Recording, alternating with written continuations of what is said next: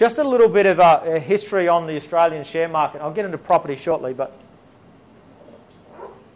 the comment that I get about the share market generally all the time is it's different this time. It's all different now. We've had GFC. Things have changed. Things will never be the same. It's not different.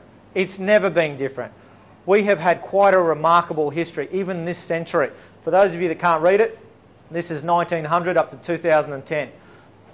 To illustrate it, if you think back to well, most of you can't think that far back, but if we take a bit of a history lesson, we look at World War I. About 15 to 20 million people died in World War I. That would be inconceivable to happen today, wouldn't it? 15 to 20 million. That's like Australia, the population of Australia dying. World War II, it was 50 to 100 million people were killed in World War II. Plus we had a nuclear holocaust, blew up a couple of cities. The world completely changed at that time. We had influenza. 100 million people died of the flu. What do we got now? Bird flu? Swine flu? How many people died? I don't mean to diminish, sorry if anyone's relatives died of the bird flu, but there wasn't many that did. We had, obviously, the Cold War, Vietnam War. We had, does anybody remember the OPEC oil crisis? Anyone? Yep. 87 crash, yeah. We had the tech wreck. We'll never forget September 11, will we? Okay. But in the scheme of things, we're actually in a relative time of peace. Things are not too bad. But the thing that you garnish out of this slide is this red line here, the trend line. Yes, it squiggles up and down, but it always goes up. The trend always goes up. Why is that? Because there is a price for human endeavour.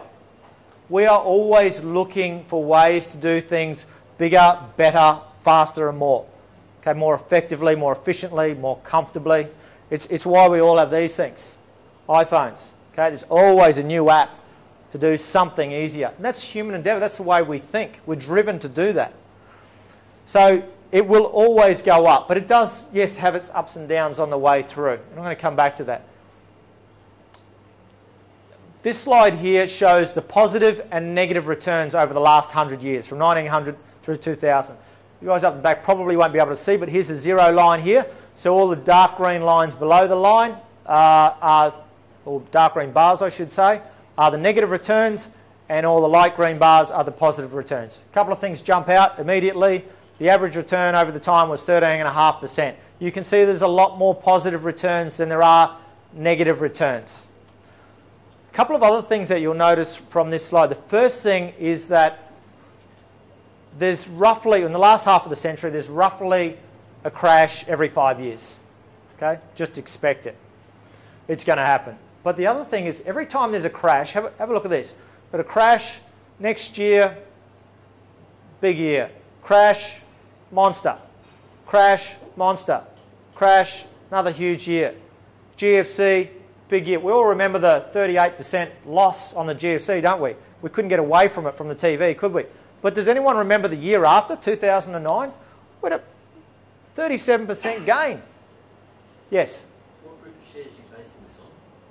This is the ASX 300. The ASX 300? Yes. The point that I'm trying to make here is that over time, you are going to get positive and negative returns. Okay? One thing happens is that, a point I'll make is that if you do what most people do, and when the market crashes, you panic and you get out, and you miss out on that one good year following, you may have to wait another 5 or 6 years to recoup that loss.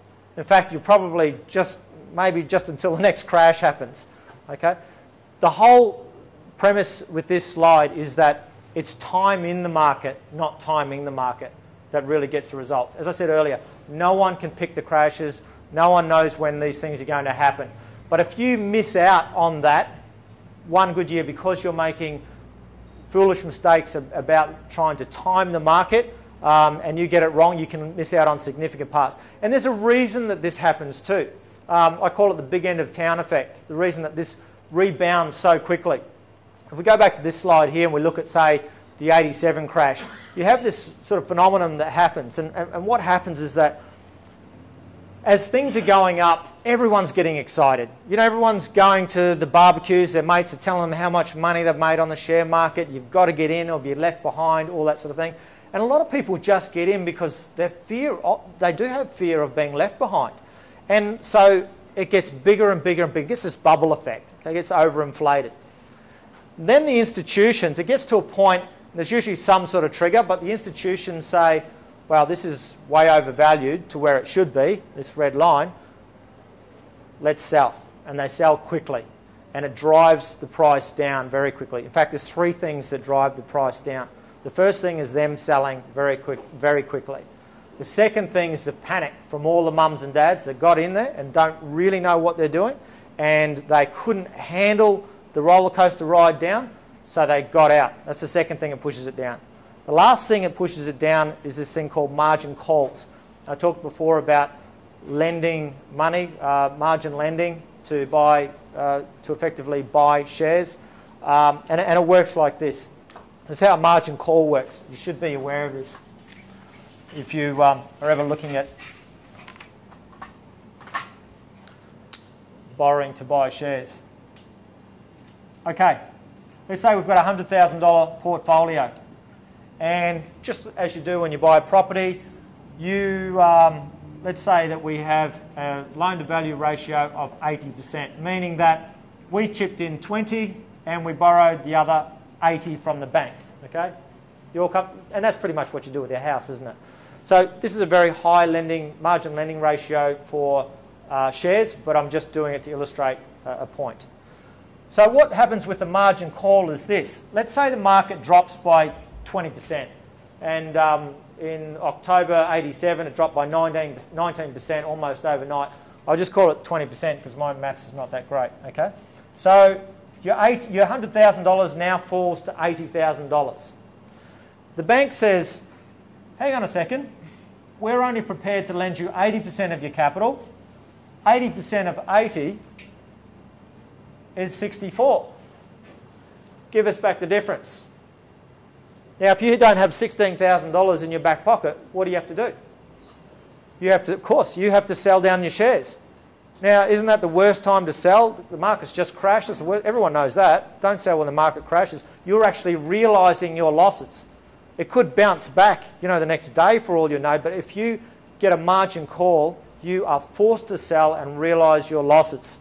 So you sell down your shares, you pay back the $16,000 to the bank. 2 days ago, your portfolio is worth $100,000.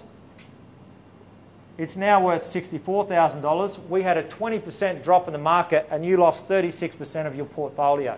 Okay, so that's how margin lending works. Now, margin lending is appropriate for some people, okay, and it's something that I would generally want to work with clients over time to make sure that the first strategy is right and they're comfortable and their cash flow is working and all that sort of thing. I would never go up to this.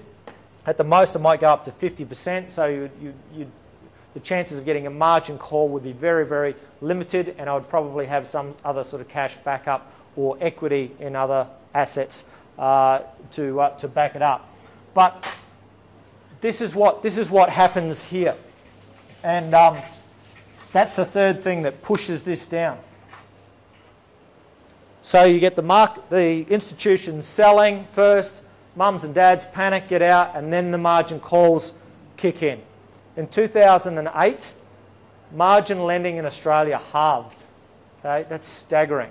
Halved. Half of all the loans out there were wiped out through the GFC. Okay. Then what happens is that all the institutions turn around and go, hang on, this is way undervalued to where it should be. Let's buy back in. And they're all cashed up because they sold at a big fat profit up here, and they buy straight back in. And that's why you get this sort of instant recovery type of thing. Okay, and that's why that happens. As I said, my advice is don't try and time the market. Don't tinker with your stuff. There's lots of other things that you can do to generate a much greater return than trying to just time the markets. You usually get it wrong. And this slide here illustrates that pretty well. The Dalbar Institute did a study. It's actually an American study but pretty much the same results are true here. The S&P index, which is equivalent to our ASX 300 basically over here, did 8.2% over this term. The average investor only did 3.2%, and inflation was 2.8 over that time. So if the market did that and the average investor did that, where did the 5% difference go? It went simply for people trying to time the market. The average person got it wrong. There's obviously a few fund managers that got it right, but the average person got it wrong. To show the dollar effect of that, $100,000 over that term, put in here. Inflation took it up to 145. The average person only did $33,000 over and above inflation. And if you had just left your money in there and got that 8.2% compounding year after year, you would have ended up with $528,000, $383,000 over and above inflation. Okay? Again, you can see the power of compounding, just that extra 5% difference. So as your advisor, if I can do nothing else for you, then mentor you and stop you making silly timing decisions with your investments, I'm essentially worth 5%. Okay? I'll get to my fees later.